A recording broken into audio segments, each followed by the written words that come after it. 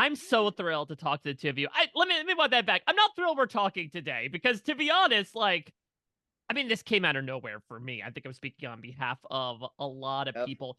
How are you two feeling about it right now? Because I'm sure you were feeling a certain way, and we'll get into it in the moment. Revisiting it all these months later from a more objective perspective, have the wounds been reopened a little bit, or do you feel more resolved about the situation? Uh, Go for it, Danny. I think I feel resolved to like watch like the ending. It was a chapter closing, and just to have like your dream come true, get to watch it and be like so blessed to have it. I would say a decent edit, except for the Alliance episode. Uh, I Or think mom on the floor. to watch the way that we went out and know that we couldn't control it at all, why there are people that are like, oh, that's the worst ever. It wasn't something I have to live with regrets about being like, oh no, I failed that Yeah. challenge. And mom doesn't have to feel bad because she slayed the pickleball challenge. She absolutely killed it. And so to go out in the way that we went out, I actually have a lot more peace about it than making a silly mistake. It was completely out of our control. I mean, as you saw, as a matter of fact, I think Danielle mentioned it, but we never did see our crew. So they ended up having the same crew that got us right when we got there and said, "Get out, we'll film you because nobody else is here yet." And then they pushed us back in the car. That same crew is the crew that then ended up um, filming us at the end. So So they Okay, had us yeah, do a line that's like, "Hey, our crew has arrived." Our crew hadn't never arrived. It arrived. just like They were we're like lost in Barbados. okay, yeah, we need to like break this down because this is unprecedented is putting it mildly. I mean, listen, Danny, you know the race backwards and forwards. We have never seen this rule explicitly explained to us, and we know now there's a good reason why. So talk through exactly what happened here. Because I also know during the scene, they put in like you were veering across lanes of traffic and there was honking. And so I've have heard people speculate, oh, maybe they were there was something illegal that happened there, or they purposely, had a kind of lost them accidentally by making all these sudden turns. What exactly happened here? this is my perspective, but while you're racing, I can acknowledge that my perspective could be wrong. But we're in the roundabout, and I was like, all right, we're just going to keep going in the roundabout one more round because I didn't know which turn it was. And then I'm like, all right, And it's that that turn. was a rule too, is if you don't know, keep going around, right? Because there's nothing illegal about that. You can keep going around it and change lanes in a roundabout. Yep. And so we end up like, I'm like, all right, that's the turn. And so we end up going, switching lanes to the left. And when we switch lanes to the left to take the next turn, I turn around and see the crew like literally turn. And so I'm like, all right, let's pull over real quick. Like we can wait for like 30 seconds, a minute. But there wasn't really an area. So we're like, all right, we had been debriefed by security that morning. And they said, if you ever feel unsafe or you lose your crew, make your way to the next location and wait for your crew to get there. And so I was like, okay, that's the next smartest thing. I know where we're going. Navigator right here. I know how to get us to the location, and let's just wait. But we get there, and we get there second. So we're about 5 to like 10 minutes behind the boys. And we just wait and And wait. wait It's just so and like, wait. hey, I'm sitting there going like, what's the rule? Like, give us a penalty on the mat. Like, this is something that's never happened before on the Amazing Race. And And so they were having me as we got there, they're trying to figure it out too. You can see these little huddles of meetings and franticness. They came to our car, they went away from our car. They came to our car, they went away from our car. So to their defense, I think it was new for them too, right? I don't think anybody really knew what to do with us. So and that was so that was hard. ultimately what ended up happening was I heard over the microphone Juan and Shane are coming up, and I think they did love This was us. after Like an hour how do or you 45 minutes. how do you not love mom? Like mom was the star of the season, and Uh, producers loved her, and camera people loved her. And so I remember the camera person coming over to her car going like, hey, y'all have waited long enough, like y'all have had a penalty long enough, like we're just gonna grab a crew. And I'm and like, I was what? like, penalty? What penalty? Nobody said we had a penalty. Why do we have a penalty? So I did say that to the producer. I was like, what was the penalty? And he's like, oh, it's okay. Just go. I mean, there was a lot of that day. And Mhm. I think something that like we end up getting to the mat, and literally on the mat, Phil is talking to us, and we see over in the corner all of the producers meeting. and they're talking, and Phil does not say you're eliminated. Like, he's talking for us for like 5 minutes. So I'm sitting there going, what's happening? Like, are they going to reverse the rule and make this a non-elimination leg, or like give us a time credit? But ultimately we went out, and to like have it end that way, I'm like, yes, something that's never happened in Amazing Race history before. Danny always turns it to, this is an Amazing Race moment. This is Oh, well, that's just who he is. You talk about Angie becoming the star of this season. Let's talk about what got you to in front of our faces in the first place. Because I know that you've done like a little bit of stuff, off the show, talking about your experience about getting on. But I'd love for you to elaborate a bit about it. Because I know that, Danny, you had previously applied before with different partners. What led the two of you specifically to becoming a team? And how long has this application process been? Yeah, how did you get stuck with Mom, Danny? Oh, stuck with Mom. Don't even. How You're the dare best you? partner I could have. So I applied once when I was 20 with my sister, who had just turned 18. She had gotten on The Price is Right the year before I did, and then I was on The Price is Right, and I was like, this is great, Amazing Race. Like, the two Price is Right siblings. Obviously didn't work out, didn't get a call. But I'd been saying since I was a little kid, like, there are interviews when I'm like 12, being like, I want to be on the Amazing Race with my mom someday. And so Mom and I were hiking, and I looked at Mom and I was like, Mom, this is a great spot to film an audition video right here. And then we submitted the application, and then the next morning I'm sitting on the beach, and Mom calls me and she goes, this isn't funny. This isn't a funny prank. I don't like this. And I'm like, what? I'm like panicking. I'm like, Mom, what happened? Are you okay? And she's like, I was mad. I was mad. I was like, don't prank me like this. And I'm like, this is CBS casting. And he goes, Mom, I didn't send that. So it all began. Well, there's so much to talk to about your race. I mean, let's start with, I would say, sort of, you all both came in, I think, probably the most acknowledging of like your strengths and your weaknesses. And we'll sort of start with the weaknesses first, because they do become apparent early on, unfortunately, in the heat of Mexico. I mean, Angie, talk to me about this. Was this something you necessarily expected, even though you knew, hey, we're probably going to be one of the slower teams by comparison, that those types of things would be that detrimental? I love that you're giving me the starlight for a minute. So here we go. So that first of all, I have to say, I think you guys can all see the switch. I started figuring out the race, right? Towards the last few. And the heat was a factor. I love heat. I grew up in Phoenix, but the humidity was unbelievable. So when my son picked, and this is the only time I'll throw him under the bus, when he picked the physical, carry those horses, through, I'm like, okay, I can do this. We did it.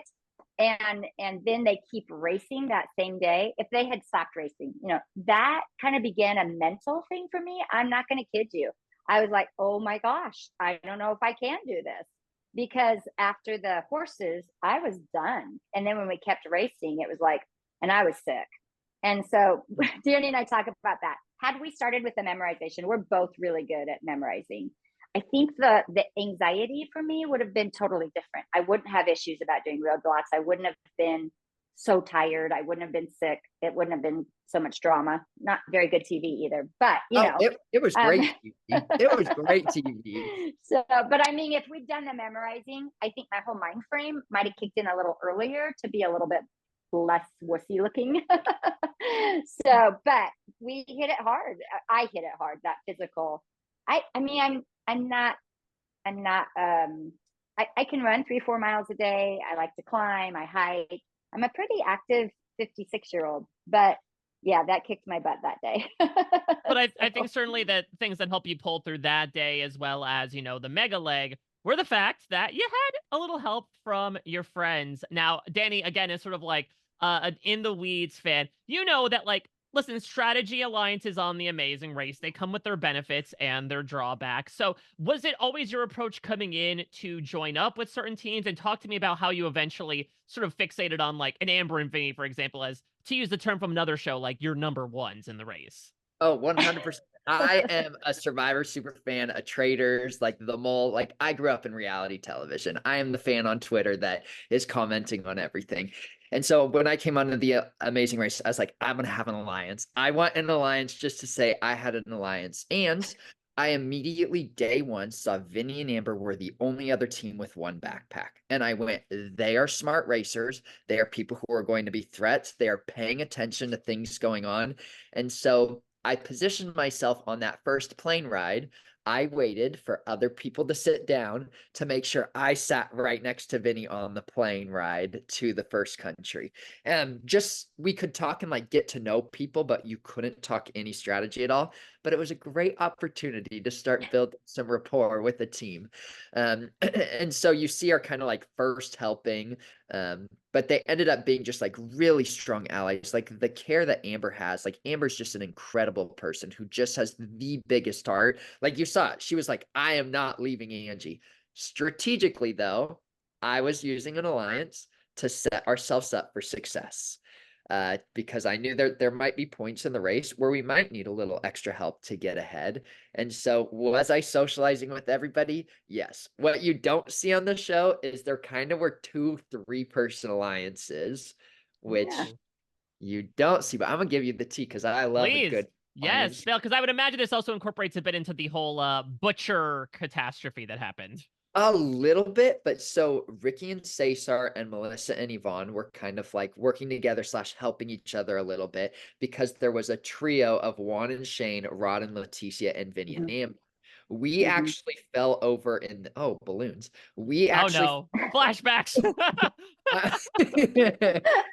Oh, that is funny. That was classic. We were over with like the Cesar, Ricky, Melissa, and Yvonne, which they don't show. And then me and Vinny and Amber, like we had the cross. So we had all 6 people, knew what all 6 people were doing at all time. But it's kind of like the 6 who made the final 6 were like alliances from early in the game together. Yeah. So then obviously again this idea of like, okay, we're at this butcher task in the detour, let's take advantage of the limited stations. Obviously, that grinds on the gears of Yvonne and Melissa and on Sunny and Busy. Also grinds on the gears of some fans. What is your response now, sort of as fans who became racers, to some of the consternation I think that the fans had with like alliances shouldn't be a part in this. It's unfair for them to do this, considering that, to your point, it was a way to get ahead. Mom, what did I say in the hotel that night? The night before? Uh-huh. Yeah, he said, Mom, we've got an alliance with these folks, and he told me who we had the alliance with. And I'm like, okay, so I'm not of the reality TV world. I did come in clueless. Okay. So I'm learning this a bit. And I'm like, no, because that makes me responsible for all of them, because the mom and me can't let that go. I'm just, that's who I am. And so now I'm responsible for all of these teams to make sure they all get to the mat with us, or we with them, or whatnot. So I have to say, at the butcher thing, when Danny is going over to help Mel and Evo when we're done, Vinny and Amber weren't done yet. Okay. So, and I had already told them, I'm not getting on that mat until you do. So Danny walks over to help Mel and Evo, who we do not have an alliance with. And I'm thinking, okay, Mel and Evo are going to get there before we do. Vinny and Amber aren't done. I have to wait to step on that mat until Vinny and Amber there. What if Mel and Evo get on the mat before Vinny and Amber? So now I'm like, I just got into a car and went around in a lot of circles and experienced a lot of misery. I am not about to not step on that mat today. so I'm like, Danny, what are you doing? Yeah. How many alliances? I mean, the boy's head is working all the time and I can't keep up. Yeah, you got to play the social game. But I will say to the fans, like that night in the hotel, I went, the fans are going to hate this episode. He did. I really like, went. It's going to be bad. I was like, I know what I did. The Mind 5, like repeat flashbacks. I'm sitting there going, I know. And so the next day I was like, we're running our own race. But I will say, to the point of, I do think the rule should be in the Amazing Race is once you get your clue and once you finish your puzzle, you need to leave. I think that should be a rule. I think that is something like you can work together all the way up until you get your clue. But the second you get handed that clue and decide to or you take that clue, check. Yeah. I would advocate for Amazing Race to change it. Even though it benefited us, I do recognize as a fan that is something that could create some more consistency in the race. Last thing I want to ask is, we saw this at a couple of points over the course of the race. Danny, in particular, you're talking about like it's always odd to watch a parent struggle, and this idea of like being in this relationship where obviously, a parent is dominant over a child, have you be more on equal footing and see yourself as peers in a very pressurized environment. So I'd love to hear from each of you. What is the biggest thing you learned about the other person racing around the world together? Angie, let's start with you. Just it was so amazing to watch my kid love others. He just truly, the love of the game and the love that he poured into, and the sincere, even though he was playing the game, his sincerity for others was just beautiful to watch. As a mom, I want to raise my kids to serve others and love others, and to watch him do that outside of the game was beautiful. The cameramen, the sound men, any producer around us. And so just to watch my son be this man, 28 years old, that just, he would put himself last and put others first, as often we saw. But that's his heart. I mean, even though he's this huge game player, he's also this huge person that just pours into everybody. So that I was so proud of that. And Danny? I think for me, like, to watch, or just it reinforced, like, to watch your mom that never gives up. Like, there were points along the way, like, where she was like, I'm exhausted, I'm tired, I don't know if I can do this, but she got back in the car. She got up off the ground once she got her face painted and got to the bed. Like, she just embodied what did it mean to, like, love me well. Like, this was my dream, but by the end of it, mom, you saw in leg 6, was like, we can win this, like, we can do this, like, we're in this, like, we're in this together. And just to see my mom experience, like, outside the country for the first time, like, just was incredible. And like, lifelong dreams that, like, hopefully someday with my kids, I'm able to be like, oh, that's your grandma, like, your grandma ran around the amazing like the world with me. And so yeah, it was incredible. We had a lot of joy and fun together. We never argued. We prayed at nights together. We prayed for our folks. We worshiped in the mornings. It was a beautiful, beautiful time. So, you put your mom in a hotel room with you for 4 days and things could go very upside down. So no, that passion and that positivity really came across to us as well. Even through, like, I'm talking with you today when you're eliminated in one of the most unprecedented ways, and there are many different pairs that I think could come in here raging at the fact that their chances were stolen for them. But the fact that you're coming in with such a clear head on your shoulders, saying, like, listen, if there's a way we had to go out, what a way to go out, I think just speaks towards, honestly, the fact that you both are such beautiful people. And I'm so happy that we got the chance to look into not only you as people, but your very clearly loving, very strong relationship as well. It was such a pleasure, not only to watch you over the course of this season, but to talk with you today as well. Oh, you're gonna make me cry. I don't mean to. And don't sell yourself short, Angie. Again, there are a lot of people in this race who would not be able to make it all the way. And arguably, were it not for an unprecedented error, could have made it even further than 6th place. So you two, I would like to go back and I would have liked to have seen how it played out. That's for sure. Well, I wish you both and your family nothing but the best. All the love, seriously. And thank you so much again. Thanks, Mike. Bye, Mike. Appreciate you. Have a good one. Bye.